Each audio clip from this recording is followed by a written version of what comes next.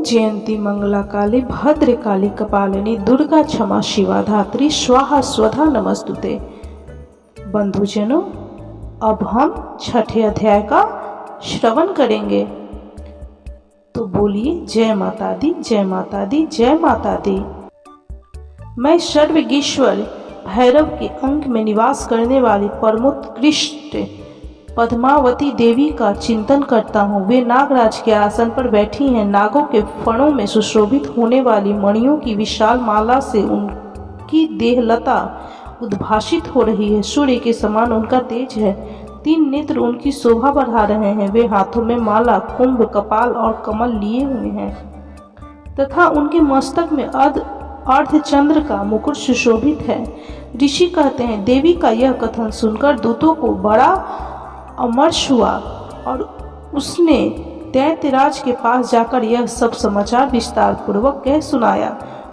दूतों के उस वचन को सुनकर दैत्यराज कुपित हो उठा और दैत्य सेनापति धूम्रलोचन से बोला, धूम्रलोचन, तुम शीघ्र अपनी सेना साथ लेकर जाओ और उस दुष्टा के केश पकड़कर घसीटते हुए उसे बलपूर्वक यहाँ ले आओ।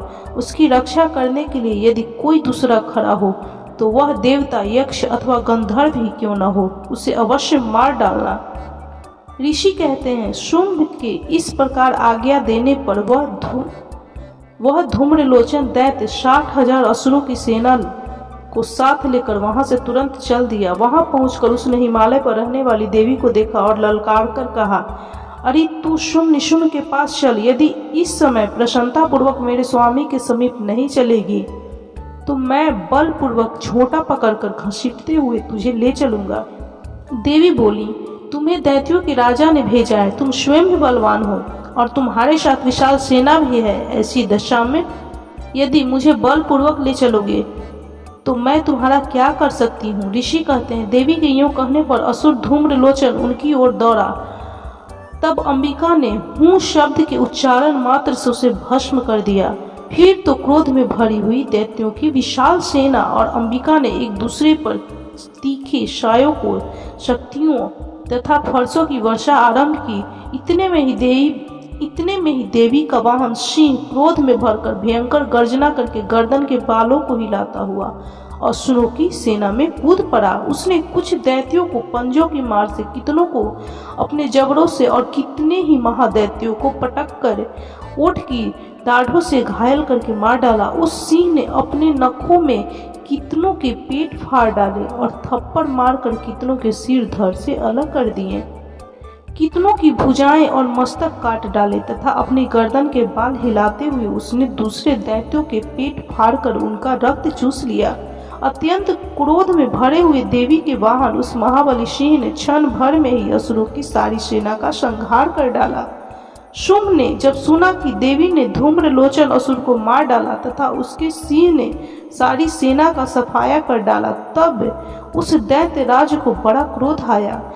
उसका ओठ कांपने लगा। उसने चंड और मुंड नामक 2 महादैत्यों को आज्ञा दी कि हे चंड और हे मुंड, तुम लोग बहुत बड़ी सेना लेकर वहां जाओ और उस देवी के झोंटे पकड़कर अथवा उसे बांधकर शीघ्र यहाँ ले आओ। यदि इस प्रकार उसको लाने में संदेह हो तो युद्ध में सब प्रकार के अस्त्र शस्त्रों तथा समस्त असुरी सेना का प्रयोग करके उसकी हत्या कर डालना। उस दुष्टा की हत्या होने तथा सिंह के भी मारे जाने पर उस अंबिका को बांधकर साथ ले शीघ्र ही लौट आना। इस प्रकार श्री मार्कंडेय पुराण में सावर्णिक मनवंतरी की कथा के अंतर्गत देवी महात्म्य में धूम्रलोचन वध नामक 6वां अध्याय पूरा हुआ। तो बोलिए ओम जयंती मंगला काली भद्रकाली कपालिनी दुर्गा क्षमा शिवा धात्री स्वाहा स्वधा नमस्तुते। बंधुजनों, ये 6वां अध्याय संपन्न हुआ। ओम जयंती मंगला काली भद्रकाली कपालिनी दुर्गा क्षमा शिवा धात्री स्वाहा स्वधा नमस्तुते। बंधुजनों, अब हम माँ दुर्गा श्री दुर्गा सप्तशी के 7वें अध्याय का श्रवण करेंगे। तो बोलिए जय माता दी, जय माता दी, जय माता दी। मैं मातंगी देवी का ध्यान करता हूँ। वे रत्नमय सिंहासन पर बैठकर पढ़ते हुए तोते का मधुर शब्द सुन रही हैं। उनके शरीर का वर्ण श्याम है। वे अपना एक पैर कमल पर रखे हुए हैं और मस्तक पर अर्धचंद्र धारण करती हैं तथा कार पुष्पों की माला धारण किए वीणा बजाती हैं। उनके अंग में कसी हुई चोली शोभा पा रही है। वे लाल रंग की साड़ी पहने हाथ में शंखमय पात्र लिए हुए हैं। उनके वदन पर मधु का हल्का हल्का प्रभाव जान पड़ता है और ललाट में बिंदी शोभा दे रही है। ऋषि कहते हैं, तदंतर शुंभ की आज्ञा पाकर वे चंड मुंड आदि दैत्य चतुरंगिनी सेना के साथ अस्त्र शस्त्रों से सुसज्जित हो चल दिए। फिर गिरिराज हिमालय के स्वर्ण में ऊंचे शिखर पर पहुंचकर उन्होंने सिंह पर बैठी देवी को देखा। वे मंद मंद मुस्कुरा रही थी। उन्हें देखकर दैत्य लोग तत्परता से पकड़ने का उद्योग करने लगे। किसी ने धनुष तान लिया, किसी ने तलवार संभाली और कुछ लोग देवी के पास आकर खड़े हो गए। तब अंबिका ने उन शत्रुओं के प्रति बड़ा क्रोध किया। उस समय क्रोध के कारण उनका मुंह काला पड़ गया, ललाट में भौहें टेढ़ी हो गई और वहां से तुरंत विकराल मुखी काली प्रकट हुई, जो तलवार और पाश लिए हुए थीं। वे विचित्र खटवांग धारण किए और चीते की चमड़ी की साड़ी पहने नर मुंडों की माला से विभूषित थीं। उनके शरीर का मांस सूख गया था, केवल हड्डियों का ढांचा था जिसमें वे अत्यंत भयंकर जान पड़ती थी। उनका मुख बहुत विशाल था, जीभ लपलपाने के कारण वे और भी डरावनी प्रतीत होती थीं। उनकी आंखें भीतर को धंसी हुई और कुछ लाल थीं। वे अपनी भयंकर गर्जना से संपूर्ण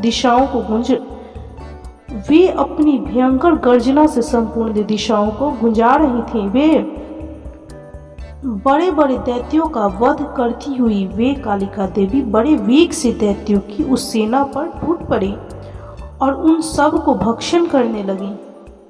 वे पाशर्व रक्षकों, अंकुशधारी महावतों, योद्धाओं और घंटा सहित कितने ही हाथियों को एक ही हाथ से पकड़कर मुंह में डाल लेती थी। इसी प्रकार घोड़े, रथ और सारथी के साथ रथी सैनिकों को मुंह में डालकर वे उन्हें बड़े भयानक रूप से चबा डालती थी। किसी के बाल पकड़ लेती, किसी का गला दबा देती, किसी को पैरों से कुचल डालती और किसी को छाती के धक्के से गिराकर मार डालती थी। वे असुरों के छोड़े हुए बड़े बड़े अस्त्र शस्त्र मुंह से पकड़ लेती और रोष में भरकर उनको दांतों से पीस डालती थी। काली ने बलवान एवं दुरात्मा दैत्यों की वह सारी सेना रौंद डाली, खा डाली, कितनों को मार भगाया। कोई तलवार के घाट उतारे गए, कोई खटवांग से पीटे गए और कितने ही असुर दांतों के अग्रभाग से कुचले जाकर मृत्यु को प्राप्त हुए। इस प्रकार देवी ने असुरों की उस सारी सेना को क्षण भर में मार गिराया। यह देख चंड उन अत्यंत भयानक कालिका देवी की ओर दौड़ा तथा महादैत्य मुंड ने भी अत्यंत भयंकर बाणों की वर्षा से तथा हजारों बाण चलाए हुए चक्रों से उन भयानक नेत्रों वाली देवी को आच्छादित कर दिया। वे अनेकों चक्र देवी के मुख में समाते हुए ऐसे जान पड़े मानो सूर्य के बहुतेरे मंडल बादलों के उदर में प्रवेश कर रहे हों। तब भयंकर गर्जना करने वाली काली ने अत्यंत रोष में भरकर विकट अट्टास किया। उस समय उनके विकराल बदन के भीतर कठिनता से देखे जा सकने वाली दांतों की प्रभा से वे अत्यंत उज्जवल दिखाई देती थी। देवी ने बहुत बड़ी तलवार हाथ में ले हम का उच्चारण करके चंड पर धावा बोल दिया। उसके केश पकड़कर उसी तलवार से उसका मस्तक काट डाला। चंड को मारा गया देखकर मुंड भी देवी की ओर दौड़ा। तब देवी ने रोष में भरकर उसे भी तलवार से घायल करके धरती पर सुला दिया। महापराक्रमी चंड और मुंड को मारा गया देख मरने से बची हुई बाकी सेना भय से व्याकुल हो चारों ओर भाग गई। तदंतर काली ने चंड और मुंड का मस्तक हाथ में ले चंडिका के पास जाकर प्रचंड अट्टास करते हुए कहा, देवी, मैंने चंड और मुंड नामक इन दो महा पशुओं को तुम्हें भेंट किया है। अब युद्ध में तुम शुंभ और निशुंभ स्वयं ही वध करना। ऋषि कहते हैं, वहां लाए हुए उन चंड मुंड नामक महादैत्यों को देखकर कल्याणमयी चंडी ने काली से मधुर वाणी में कहा, देवी, तुम चंड और मुंड को लेकर मेरे पास आई हो, इसलिए संसार में चामुंडा के नाम से तुम्हारी ख्याति होगी। इस प्रकार श्री मार्कंडेय पुराण में सावर्णिक मनवंतरी की कथा के अंतर्गत देवी महात्म्य में चंड मुंड वध नामक 7वां अध्याय पूरा हुआ।